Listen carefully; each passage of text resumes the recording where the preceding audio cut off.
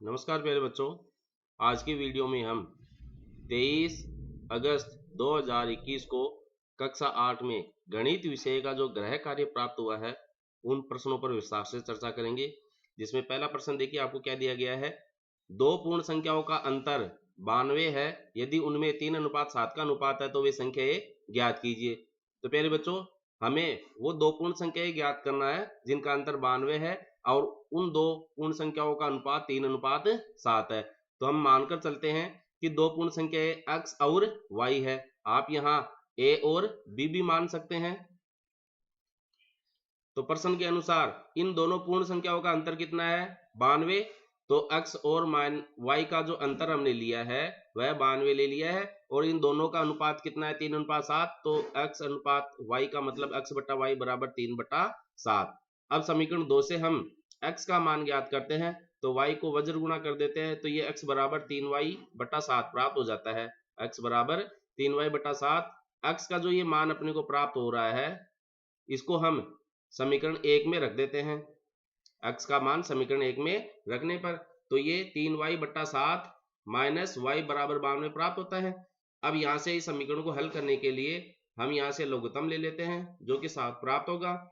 7 का 7 में डिवाइड करेंगे, एक बार जाएगा। 1 को 3y से गुणा करेंगे तो 3y, यानी कि 3y को अपन 1 से गुणा करेंगे तो अपने को 3y ही प्राप्त होगा। अब 1 का भाग लघुत्तम में लगाएंगे, 7 में लगाएंगे, 7 बार जाएगा। 7 को y से गुणा करेंगे तो 7y, माइनस का चिन्ह तो यहाँ पर माइनस मिल गया, बराबर 92। अब 3y में से 7y घटाना है। अब 3y तो प्लस का है, 7y माइनस का है, तो माइनस के 7 में से प्लस का 3 तो कम हो जाएगा तो माइनस का 4 बच जाएगा, यानी कि माइनस का 4y/7 बराबर 92।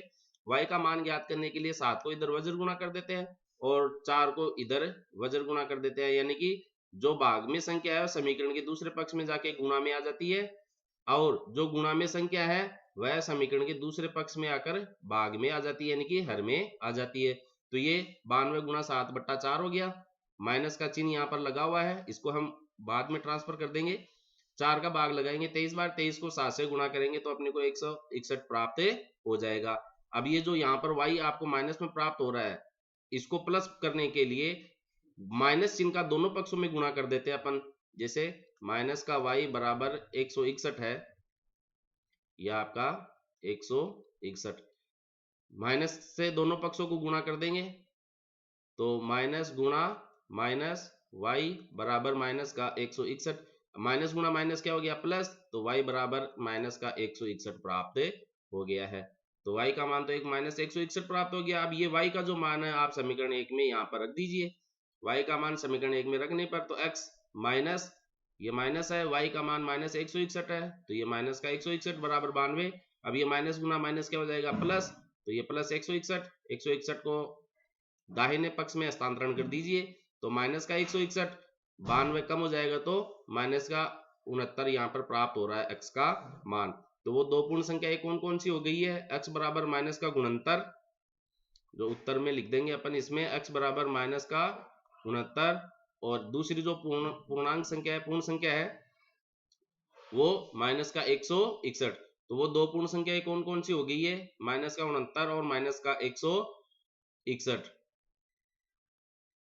तो यहां पर देखिए ये माइनस में संख्या प्राप्त हो रही है। संख्या रेखा पर अपन देखते हैं कि 0 आता है, इधर धनात्मक संख्या आती है, बाएं तरफ ऋणात्मक संख्या आती है। तो ऋणात्मक संख्या 0 और धनात्मक संख्याओं का जो समूह है वह पूर्णांक संख्या कहलाती है। तो ये पूर्ण संख्या नहीं, यहाँ पर पूर्णांक संख्या आपका आएगा, यानी कि दो पूर्णांक संख्याओं का अंतर 92 है और उनका अनुपात 3:7 दिया गया है।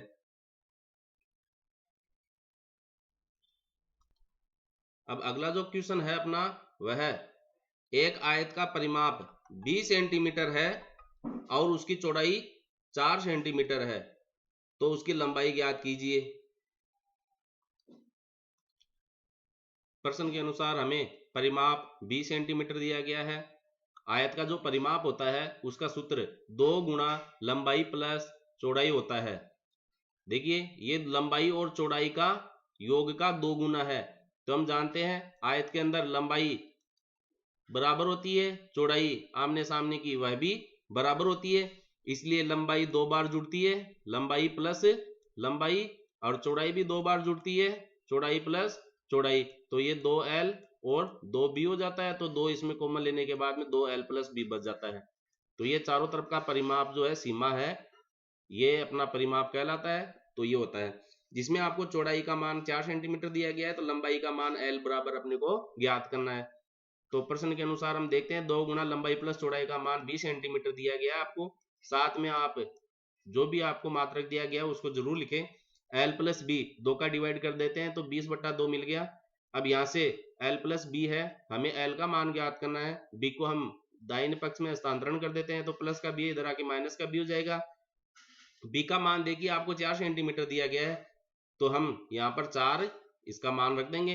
20/2 का मतलब 10 हो गया, 10 में से 4 कम कर देंगे अपन तो 6 सेंटीमीटर आपकी लंबाई का मान प्राप्त हो गया है। तो आयत की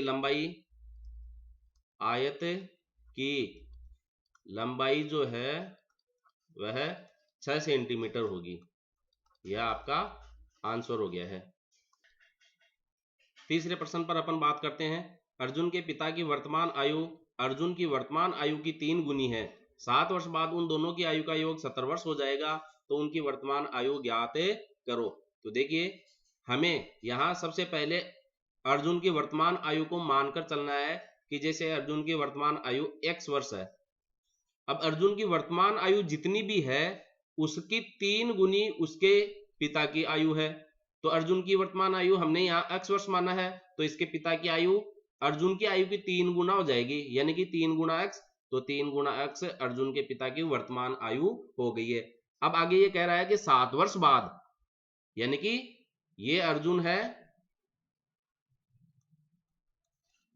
और ये अर्जुन के पिताजी है। 7 वर्ष बाद में अगर अपन बात करें तो 7 वर्ष अर्जुन की आयु भी बढ़ेगी और 7 वर्ष उसके पिता की आयु भी बढ़ेगी। अर्जुन की आयु आज जैसे x वर्ष है, तो 7 साल बाद में इसकी x प्लस 7 हो जाएगी, और अर्जुन के पिता की आयु आज 3x है, तो 7 साल बाद में 3x प्लस 7 वर्ष हो जाएगी। तो ये चीज हमने यहाँ पर लिख ली है। ये अर्जुन की 7 साल बाद में आयु होगी, ये अर्जुन के पिता के 7 साल बाद में आयु होगी, और दोनों का हमने योग कर लिया। ये योग कितना होता है? 70 वर्ष हो जाता है। तो देखिए इसको फिर हम हल करते हैं, तो 3x, ये x और 3x तो 4x हो गया, 7 और 7 14, तो 4x प्लस 14 बराबर 70। ये 14 इधर हस्तांतरण कर देंगे तो 70 माइनस 14 हो गया, जो कि 64 मिल गया। अब 4x में से 4 हटाएंगे x का मान ज्ञात करने के लिए, तो इसको इधर वज्र गुना कर देंगे या हस्तांतरण करेंगे, तो इधर गुना में है तो दूसरे पक्ष में जाकर इसका भाग लग जाएगा, यानी कि भाग में आ जाएगा। तो 64/4, तो ये 16 वर्ष अपने को प्राप्त हुआ है। तो x का मान 16 वर्ष प्राप्त हुआ है। तो x कौन है? ये देखिए x यहाँ पर अर्जुन की वर्तमान आयु है। तो अर्जुन की वर्तमान आयु आपको कितनी प्राप्त हो गई है? 16 वर्ष। तो अर्जुन के पिता की कितनी है? 3 गुना x। तो अर्जुन के पिता की वर्तमान आयु, अर्जुन के पिता की वर्तमान आयु 3 गुना x है, तो x का मान 16 वर्ष है, तो 3 गुना 16, तो ये हो गया आपका 48 वर्ष। तो उनकी वर्तमान आयु कितनी प्राप्त हो गई है? अर्जुन की तो 16 वर्ष प्राप्त हुई है और अर्जुन के पिता की 48 वर्ष प्राप्त हुई है। प्रश्न संख्या 4 जो आपको दिया गया है वह परिमेय संख्या -2/5 के दुगुने में क्या जोड़ा जाए जिससे 7/5 प्राप्त हो। तो देखिए ये हमें जो शब्दों के रूप में प्रश्न दिया गया है, ये जो कहता है वैसा ही हमें काम करना है, इसके अलावा हमें कुछ भी दिमाग नहीं लगाना है। संख्याओं को देखकर अपने को घबराना नहीं है, प्लस माइनस भिन्न परिमेय क्या है क्या नहीं है, जो कहता है वैसे आप करते रहो बस। तो जैसे परिमेय संख्या -2/5 के दुगुने में, तो सबसे पहले तो इसका 2 गुना क्या होगा? -2/5 को हम 2 से गुना कर देंगे, तो ये आपका -2/5 है, इसको हमने 2 से गुना कर दिया, तो इस परिमेय संख्या का 2 गुना हो गया। इसमें क्या जोड़ा जाए? तो देखिए इसमें क्या जोड़ा जाए, तो इसका मतलब जोड़ का निशान है, और ब्रैकेट में क्या जोड़ा जाए वो हमें लिखना है, यानी कि ज्ञात करना है। तो अभी तो हमें पता नहीं है कि हमें क्या जोड़ना है, इसलिए हमने एक अज्ञात संख्या x लिख ली है कि वो संख्या x हो सकती है। जिससे हमें क्या प्राप्त हो, 7/5 प्राप्त हो, यानी कि ये इसके बराबर होगा। यानी कि -2/5 के दुगुने में यदि हम x जोड़ते हैं तो हमें 7/5 प्राप्त होगा। अब इस x का मान हमें यहाँ पर ज्ञात करना है। तो देखिए सबसे पहले तो इस कोष्टक वाली संख्या को हम हल करते हैं।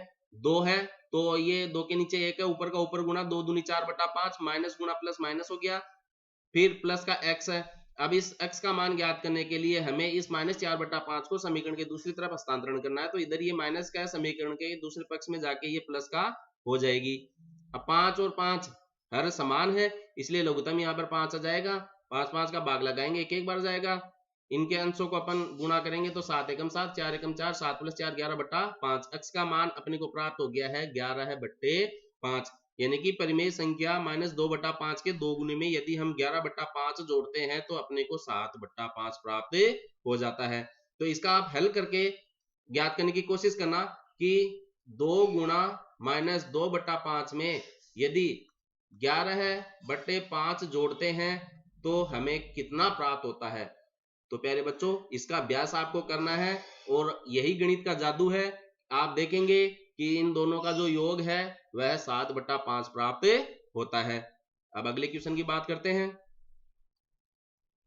प्रश्न संख्या 5 आपका, यदि 10 के 3 लगातार गुणजों का योग 300 है तो उन्हें ज्ञात कीजिए। देखिए गुणजों की बात कर रहा है, यानी कि गुणज हमें ज्ञात करना है।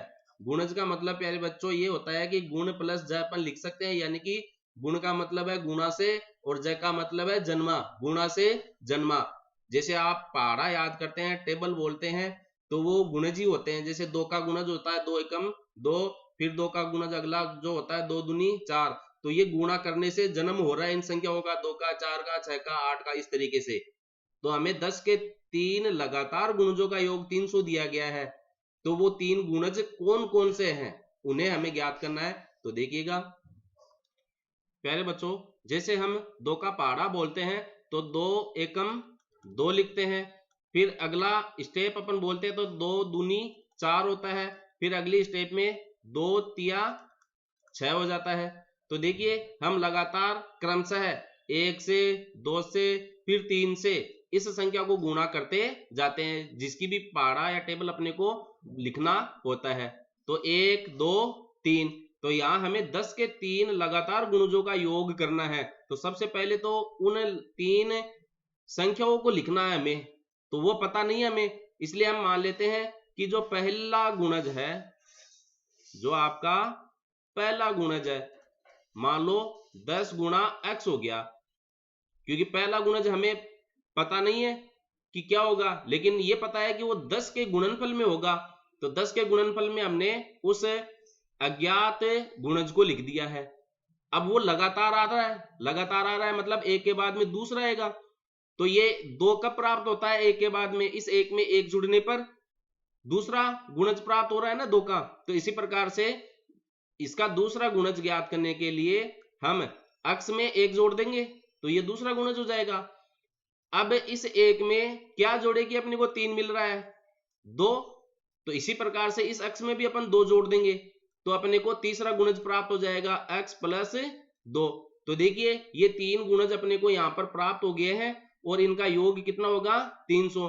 तो इसको मैं ऐसे लिख दूं 10x प्लस प्रश्न के अनुसार, प्रश्नानुसार तीनों गुणजों का योग 10 गुणा x + 1 प्लस 10 गुणा x + 2, इनका योग अपने को 300 प्राप्त हो रहा है। अब इसको आप हल कर लीजिए, ये तो 10x ही आ गया। 10 गुणा x का मतलब 10x, 10 को 1 से गुणा करेंगे 10, यानी कि इस कोष्टक में जो 2 पद है इन दोनों पदों को 10 से गुणा करना है। कोष्टक में 2 पद है, इन दोनों को ही अपने को 10 से गुणा करना है। तो 10 को x से गुणा किया 10x, 10 को 2 से गुणा करेंगे 20 = 300। ये 10x 10x 10x जुड़कर हो गया आपका 30x, और इधर से ये 10 और ये 20 जुड़कर हो गया 30, ये हो गया आपका 30 = 300। इस 30 को अपन दाहिने तरफ हस्तांतरण कर देते हैं दाएं पक्ष में, तो 300 - 30 हो जाएगा। तो 30x = 300 - 30 यानी कि 270 प्राप्त हो गया। अब इस x का मान ज्ञात करने के लिए 30 को हटाना है तो इसको वज्र गुणा कर देंगे, तो x = 270/30। 30, 3 का भाग लगाएंगे, 9 बार गया, तो x का मान अपने को मिल गया है 9। अब ये x का मान आप यहां पर तीनों में रख दीजिए तो आपको 3 गुणज प्राप्त हो जाएंगे। देखिएगा 10x, तो x की जगह 9 रखना है, तो 10 गुणा 9 यानी कि 90। तो पहला गुणज तो आपका 90 है। फिर दूसरा क्या है, 10 गुणा x प्लस 1, तो x की जगह 9 रखेंगे, 9 और 1 10, 10 गुणा 10 का मतलब 100, तो आपका दूसरा गुणज हो गया है 100। फिर 10 गुणा x प्लस 2 है, x की जगह 9 रखना है, 9 प्लस 2 11, 11 गुणा 10 मतलब 110, तो तीसरा गुणज आपका 110। अब इन तीनों को जोड़ के देखो, ये 0 0 0, 9 और 1 10, शून्य कैरी 1 आ गई, ये 3 हो गया। तो देखिए योग इनका 300 प्राप्त हो रहा है। तो इस प्रकार प्रश्न में कहे अनुसार हमें चलना होता है।